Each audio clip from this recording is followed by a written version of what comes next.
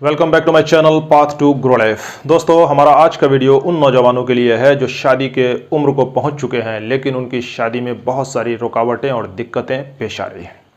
अगर आपके साथ भी ऐसा मसला है और आप भी इस सिचुएशन को फेस कर रहे हैं तो एग्जैक्ट ये वीडियो आपके लिए है। तो दोस्तों, अगर आप चैनल पर नए हैं तो चैनल को सब्सक्राइब कर लीजिए, बेल आइकन को दबा दीजिए ताकि इस तरह के वीडियोज़ की नोटिफिकेशन आप तक पहुँचती रहे। तो आइए शुरू करते हैं। दोस्तों, जब लड़के की उम्र 21 साल हो जाए तो समझिए कि उसकी शादी की उम्र हो चुकी है, चूँकि ऐसा हमारे देश का कानून है। तो दोस्तों, लड़के जब 21 साल या उससे ऊपर की उम्र में चले जाते हैं तो उनके सामने बहुत सारे चैलेंजेस होते हैं जिनको वो फेस कर रहे होते हैं। और आम लोग ये सोचते हैं कि ये नौजवान जो है वो बिंदास है, बेफिक्र है। हो सकता है कि कुछ ऐसे होंगे, लेकिन ज़्यादातर यही सोचते होते हैं कि वो कैसे सबसे पहले अपना एक अच्छा कैरियर सेट करें, और दूसरा उनमें से ये भी सोचते रहते हैं कि भाई अपने कैरियर के साथ ही वो अपने माँ बाप के कंधों का बोझ हल्का कर सके, उनका सहारा बन सके। और तीसरा ये भी कि कैसे वो अपना प्रैक्टिकल लाइफ सही वक्त पर और बेहतरीन ढंग से शुरुआत कर सके। तो यहाँ पर यह देखना है कि शादी के उम्र को पहुँचने के बाद जब शादी की इच्छा हो तो लड़कों को क्या क्या दिक्कतें पेश आती है। सबसे पहला जो प्रॉब्लम सामने आता है वो ये होता है कि उनकी आर्थिक स्थिति यानी माशी हालत इतनी अच्छी नहीं होती है जिसकी वजह से वो शादी के लिए पहल कर सके। माँ बाप भी यही कहते हैं कि पहले अपने पाँव पर खड़े हो जाओ, तब तुम्हारी शादी हम कर देंगे।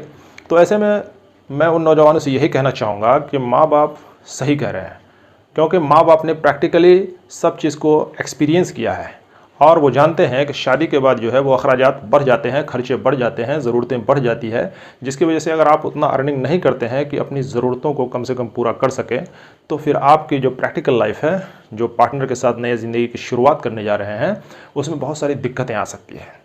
तो माँ बाप की बात को समझना है और उनको इग्नोर नहीं करना है, क्योंकि माँ बाप आपके भलाई के लिए बोल रहे हैं।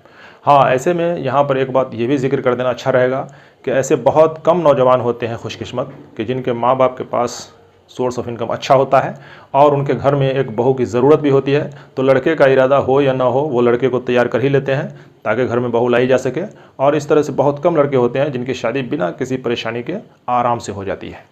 अगर आप ऐसे खुश नसीब हैं तब तो अच्छी बात है, लेकिन ये वीडियो जो है उन नौजवानों के लिए है कि जिनको अपने माशी तंगी, आर्थिक तंगी के वजह से उनकी शादी सही वक्त पर नहीं हो पा रही है और उनको कहा जा रहा है कि पहले अपने पाँव पर खड़े हो जाओ, तब तुम्हारी शादी की जाएगी।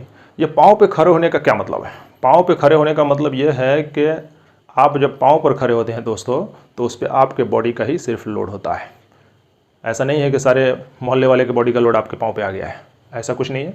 तो इसमें ये बात यहाँ पे कहना है कि आपको इतना सोर्स ऑफ अर्निंग पैदा करना है, आपको इतना कमाना है कि जिससे आप अगर शादी करते हैं तो अपने पार्टनर के साथ और बहुत हद तक अपने माँ बाप को भी खर्चे को शामिल करते हुए आप जो है ज़िंदगी आसानी से गुजार सके कुछ सालों तक। ये दोस्तों, आपने देखा भी होगा कि अक्सर लोग शादी के बाद ही कोई बड़ा गोल अचीव करते हैं और बड़ी कामयाबी हासिल करते हैं।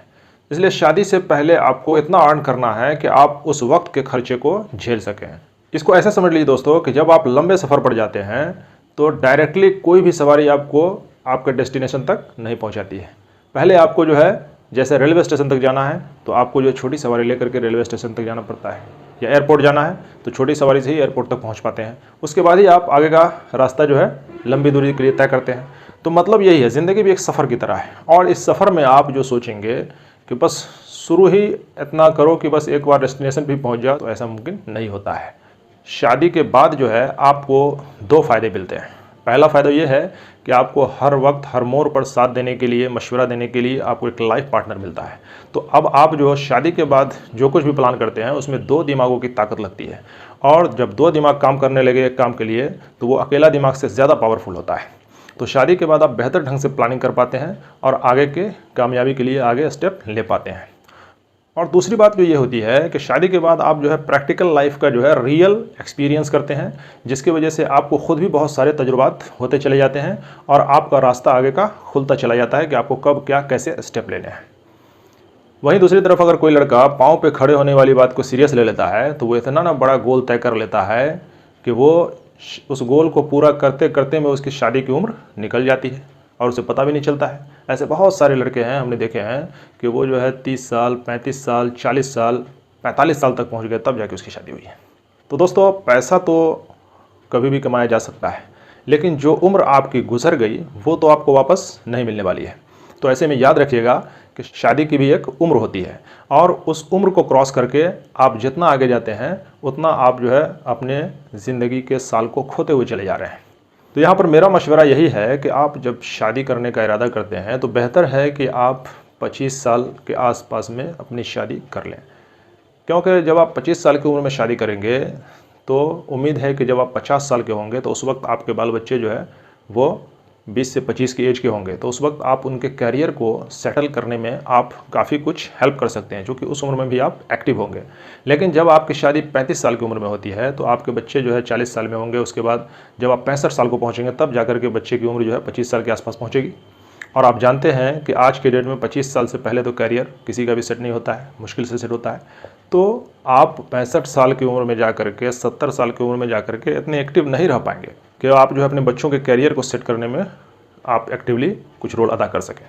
ऐसे में आपको ये भी देखना है कि आपको उस उम्र में शादी कर लेनी है कि जिससे आपके बच्चे जब जवान हो तो उस टाइम में आप भी एक्टिव रहें, ताकि बच्चों के कैरियर को सेटलमेंट में या उसका सही जगह जो है शादी वगैरह करने में आप एक्टिवली उनकी हेल्प कर सकें। तो यहाँ पर मैं एक मशवरा उन माँ बाप को भी देना चाहूँगा कि जिनके बच्चे अगर होनहार है, फर्माबरदार है और देखते हैं कि ये बच्चे जो है अच्छी सोच के हैं, तो वो अगर कुछ भी अर्निंग पैदा कर रहे हैं तो आप शुरू में उनको थोड़ा सपोर्ट कर दीजिए।